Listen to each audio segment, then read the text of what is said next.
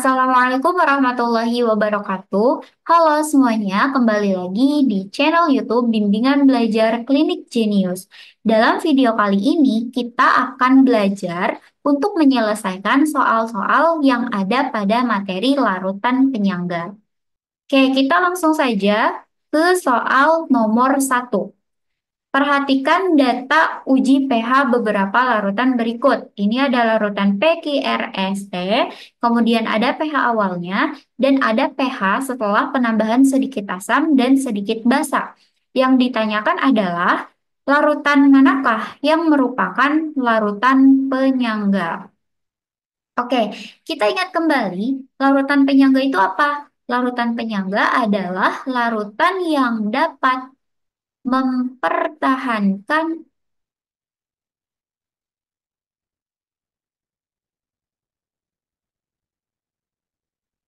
pH. Ketika apa? Ketika kita menambahkan sedikit asam atau kita tambahkan sedikit,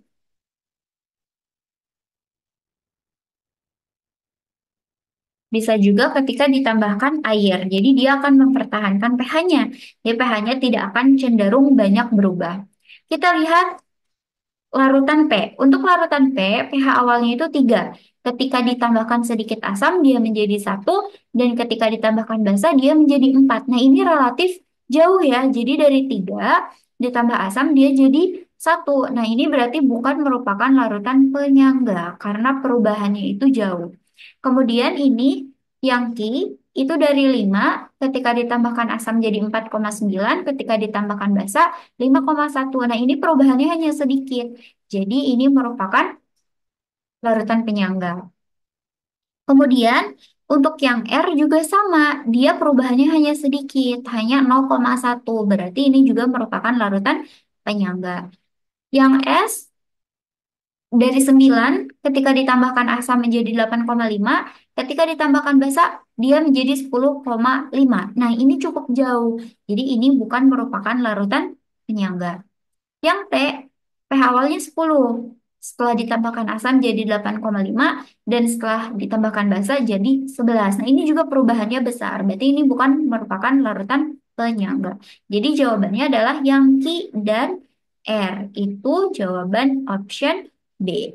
Selanjutnya, nomor 2. Dari campuran larutan-larutan berikut, yang termasuk ke dalam larutan penyangga itu apa saja? Nah, kita ingat, larutan penyangga itu dia bisa dibuat dengan apa? Ada dari asam lemah ditambah dengan garamnya. Kemudian bisa juga dari basa lemah ditambah dengan garamnya. Nah, garamnya ini adalah garam yang mengandung si basa konjugasinya. Kemudian ada juga dari asam lemah ditambah basa kuat, atau dari asam kuat ditambah dengan basa lemah. Tapi yang ini tuh ada syaratnya. Asam lemah atau basa lemah itu harus bersisa. Oke, kita lihat untuk masing-masing option. Di sini ada NaOH dan HCl. NaOH itu merupakan basa kuat. HCl juga merupakan asam kuat.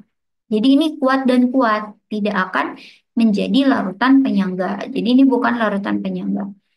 Kemudian di sini ada HCl. HCl itu merupakan asam kuat. NaCl itu merupakan garam. Nah, karena di sini asam kuat dan garam, berarti ini juga bukan merupakan larutan penyangga.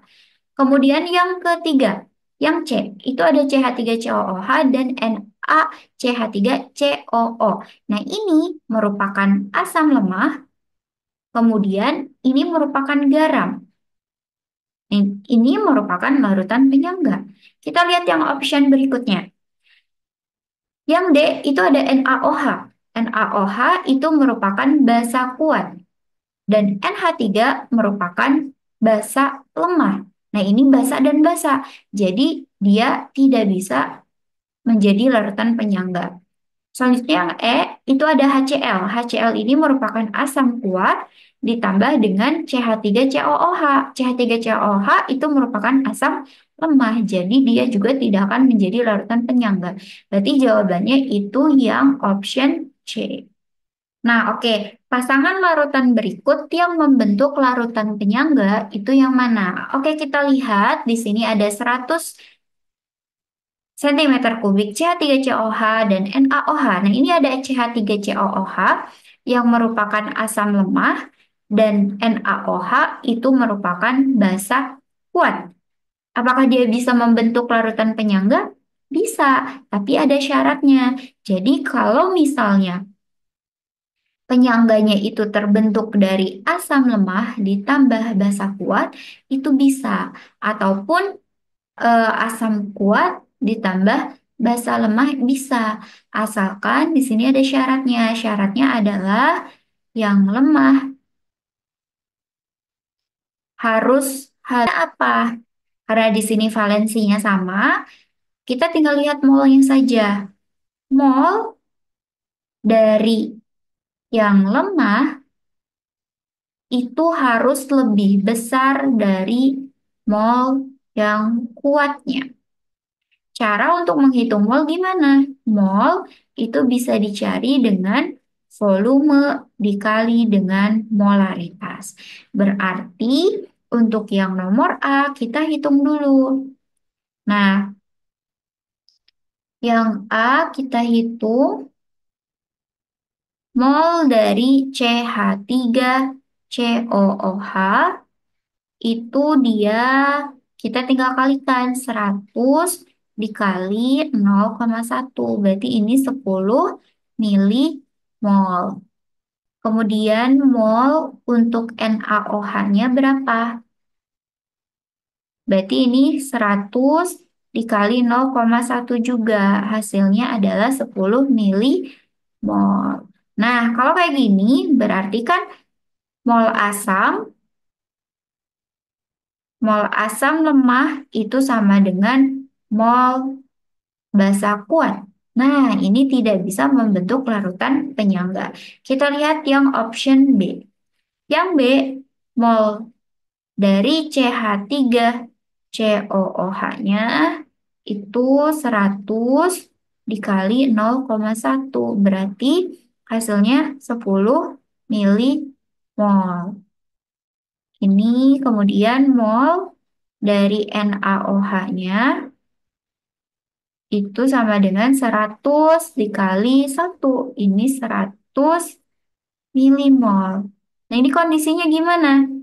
Ternyata mol dari NaOH yang berupa basanya, berarti mol dari basa kuat ternyata lebih besar dari mol CH3COOH-nya, asam lemahnya. Berarti ini juga tidak bisa membentuk larutan penyangga. Kemudian yang C. Yang C, mol CH3COOH-nya itu adalah 100 dikali 0,1. Berarti hasilnya 10 milimol. Kemudian untuk mol NaOH-nya berapa? Mol NaOH-nya 100 dikali 0,2. Nah, ini hasilnya adalah 20 milimol. Bagaimana ini kondisinya? Ini yang lebih besar adalah mol basa kuatnya, lebih besar dari mol asam lemah. Apakah ini bisa membentuk larutan penyangga? Tidak bisa, karena yang lemah yang harus lebih besar. Kemudian yang D. Yang D, di sini ada NH3. NH3 itu merupakan basa lemah. HCl itu merupakan asam kuat. Apakah bisa? Bisa. Tapi yang lemahnya harus lebih besar. Ini berarti mol NH3 itu sama dengan 100 dikali 0,5. Sama dengan 50 milimol.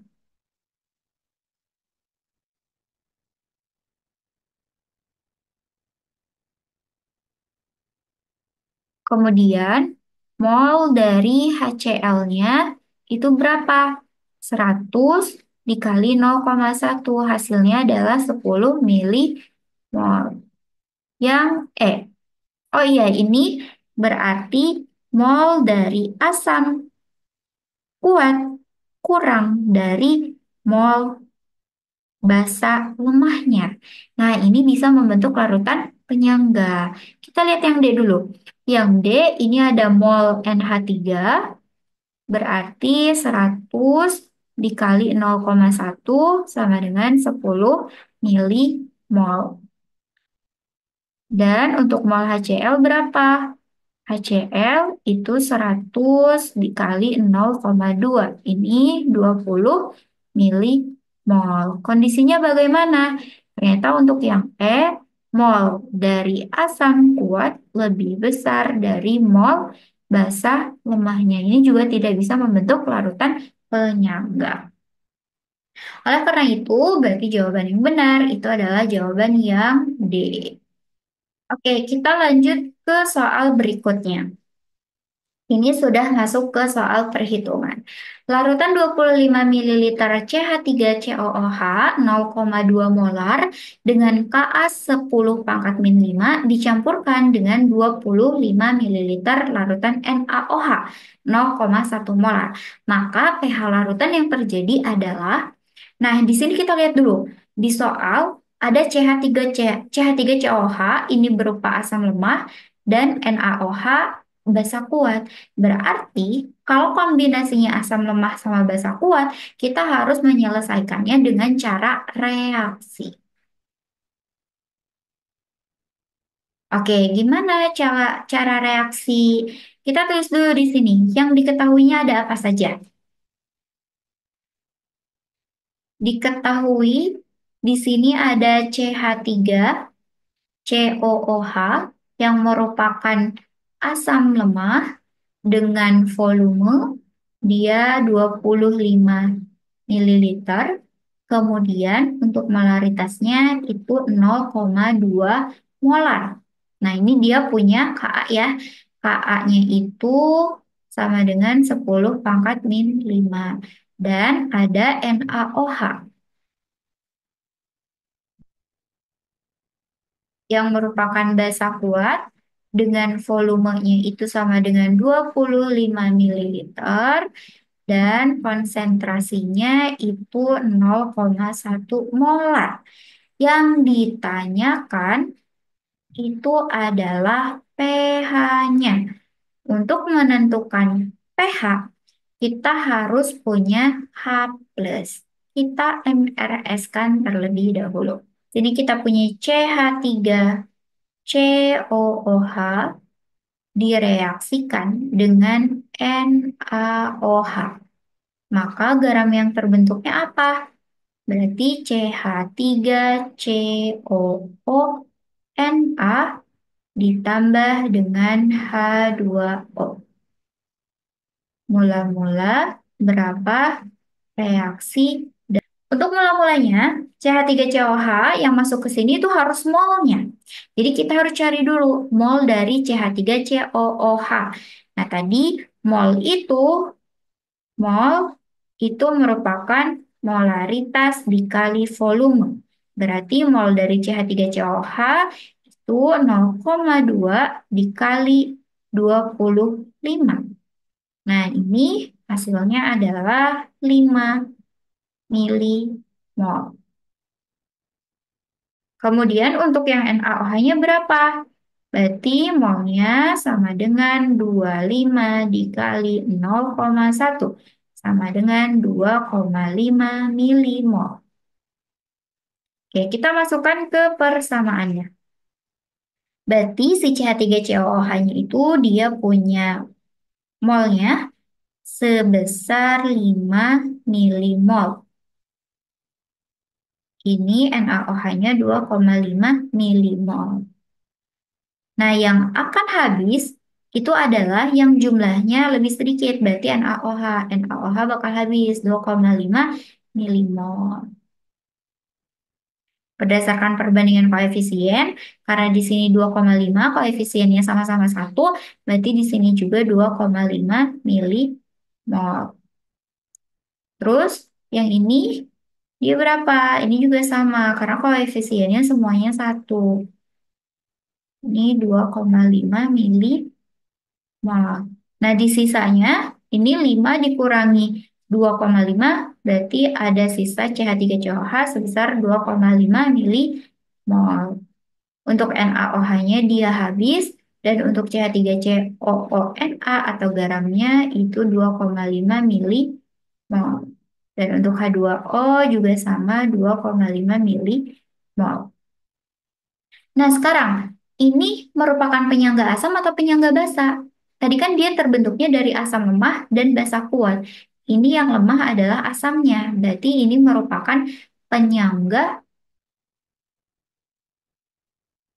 asam. Karena penyangga asam, berarti kita akan bisa langsung menentukan si H plusnya. Caranya gimana? Konsentrasi H plus itu sama dengan Ka dikali mol asam dibagi dengan valensi garam dikali mol garamnya. Ka-nya berapa? Ka-nya itu 10 pangkat min 5.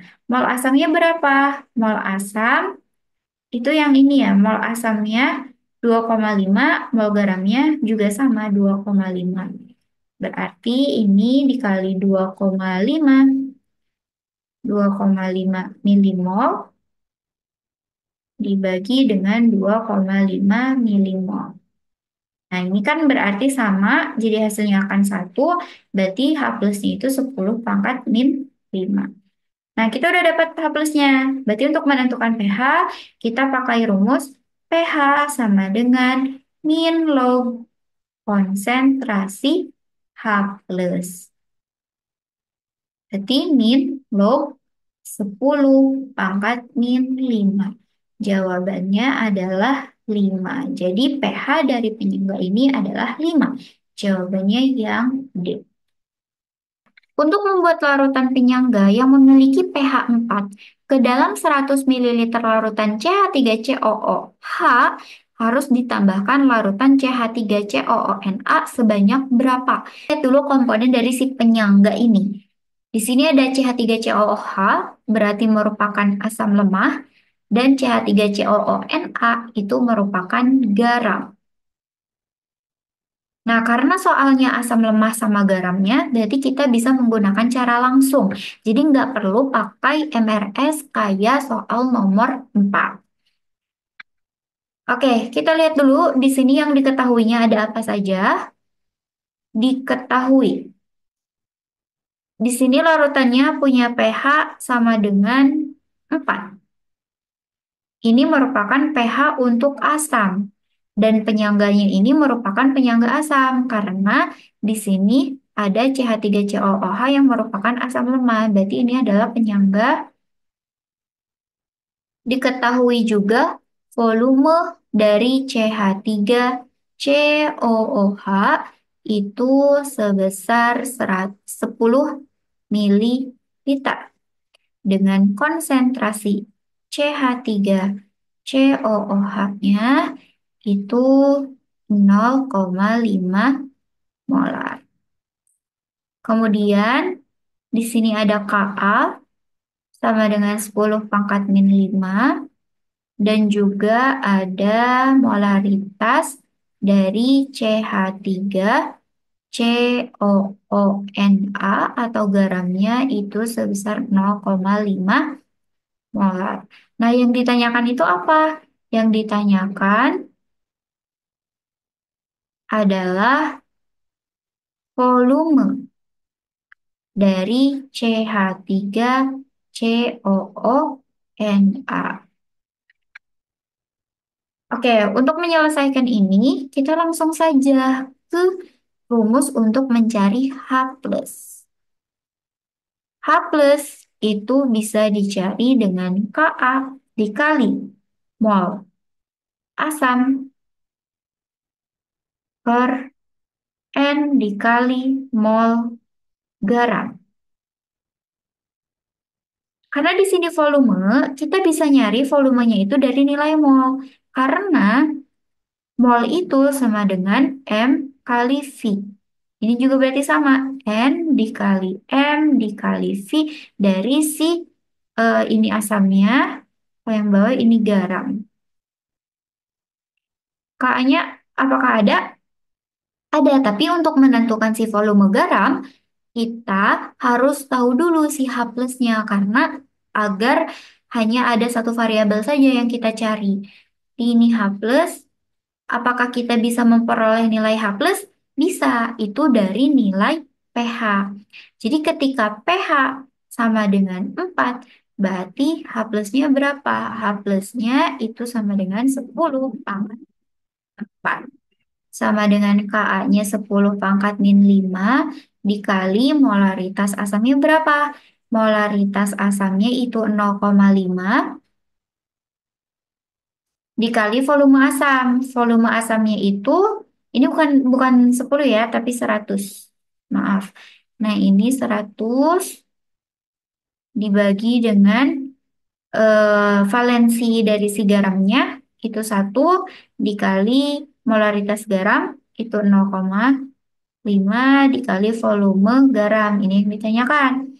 Nah, ini berarti pindah ruas jadi 0,5 dikali 10 pangkat min 4 volume garam dikali volume garam sama dengan 0,5 kali 100 berarti dia 50 kali 10 pangkat min 5. Ini jika dijumlahkan, dikalikan berarti 5 kali 10 pangkat min 5 dikali volume garam sama dengan 50 dikali 10 pangkat min 5. Nah, ini berarti volume garamnya sama dengan ini 10 pangkat min 5 nya coret, 50 dibagi 5. Jadi hasilnya 10 mililiter. Oke, ini berarti jawabannya adalah 10 mililiter. Oke, sekian untuk latihan soal dari larutan penyangga. Sampai jumpa di video berikutnya. Terima kasih.